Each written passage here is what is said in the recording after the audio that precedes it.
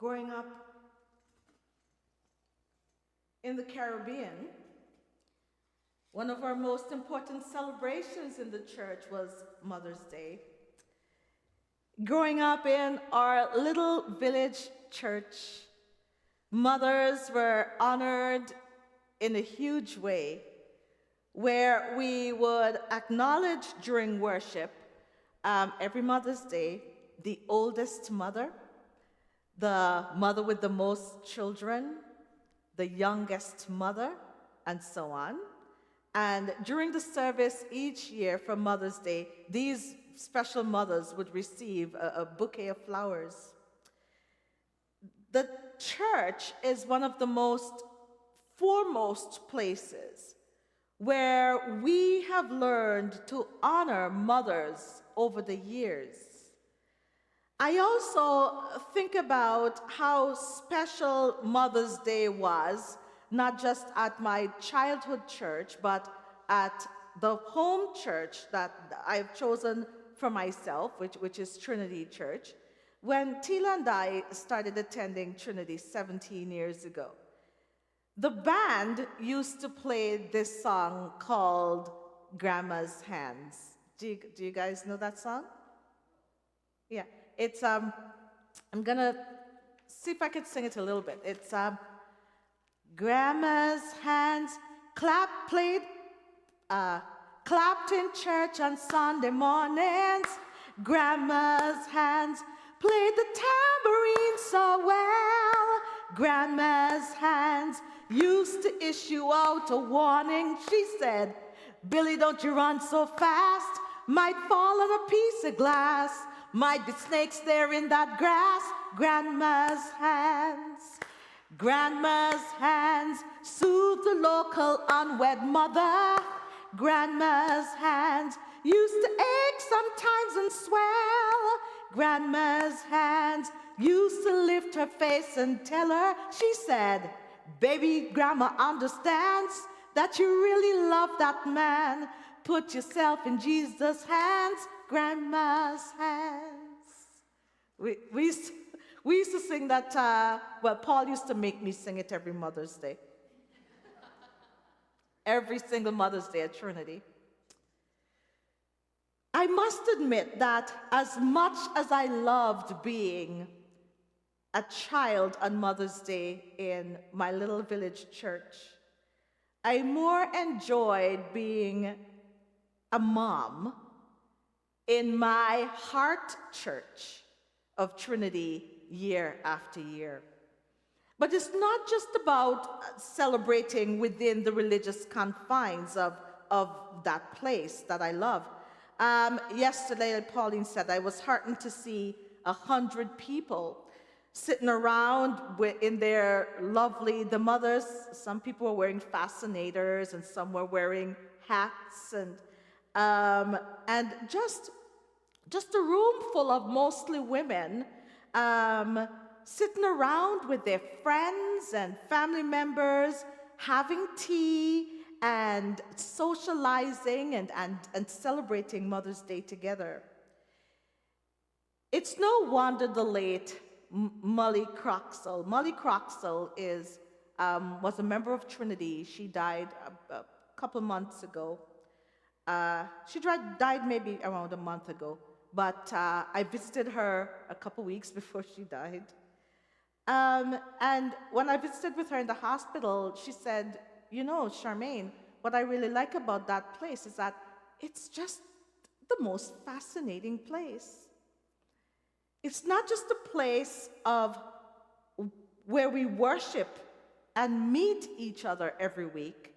It's a most fascinating place because we get to celebrate things like Mother's Day, and we get to learn about God being the vine of our spiritual lives in a place like Trinity and in a place like Mount Zion United Church.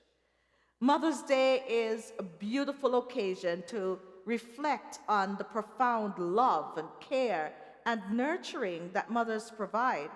And to those of us who come to worship, it's natural to draw parallels between the relationship of a mother and child, and the spiritual concept of the Holy One being the vine and we the branches. Because just as the vine sustains its branches, providing them with nourishment and support and guidance, mothers often play a similar role in the lives of their children. They are the source of love, wisdom, and strength, nurturing their children and helping them to grow and flourish. And when we really look at it, mothers and mother figures like aunties and cousins, sisters, and loving friends embody the same nurturing and life-giving qualities like God is as the vine. It is clear to me when I think of Mother's Day, I really like to say mother and mother figures.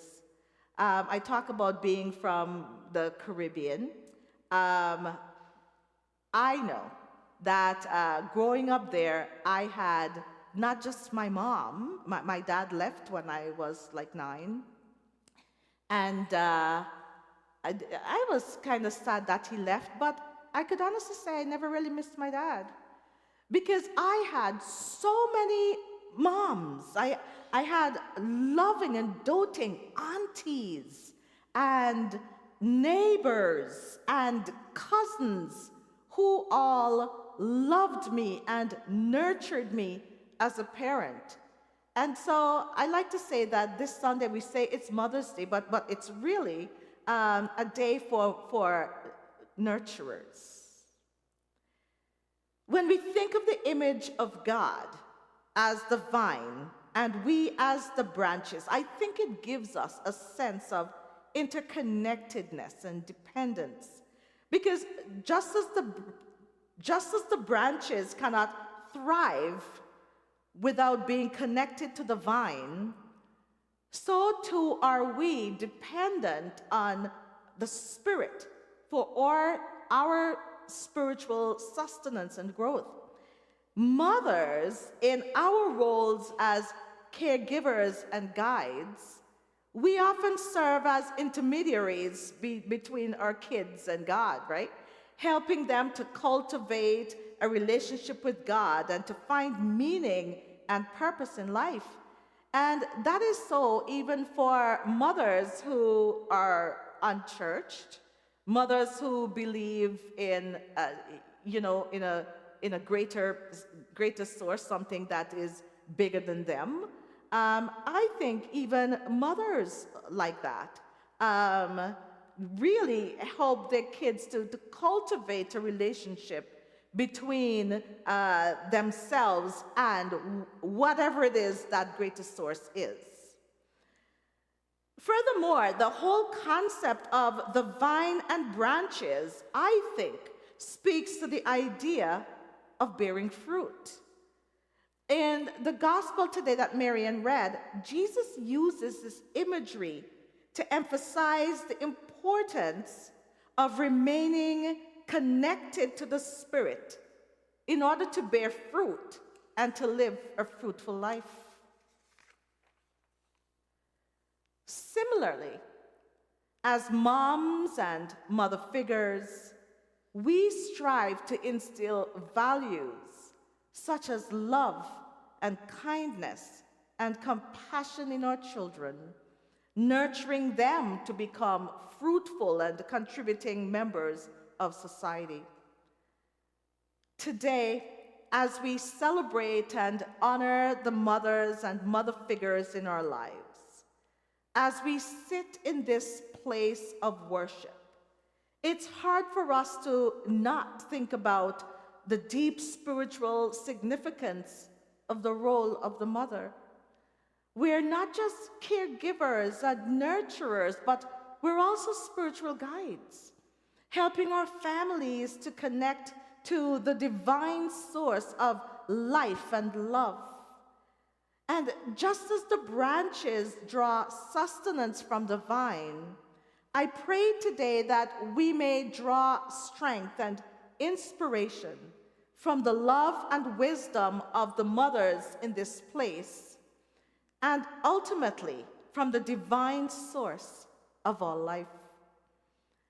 I can imagine all the Mother's Day sermons that have been preached right here where I'm standing over the years. And do you guys remember what it was like being children celebrating Mother's Day in the churches that you grew up in? All the ways we have learned to love and honor the women in our lives have been, I think, from the church. We've learned how to love our mothers by coming into spaces like these. And because I think that it is when we learn to love the nurturers in our lives, the mothers and the mother figures, is when we properly learn to love the ultimate nurturer of our souls, who we sometimes call God, divine.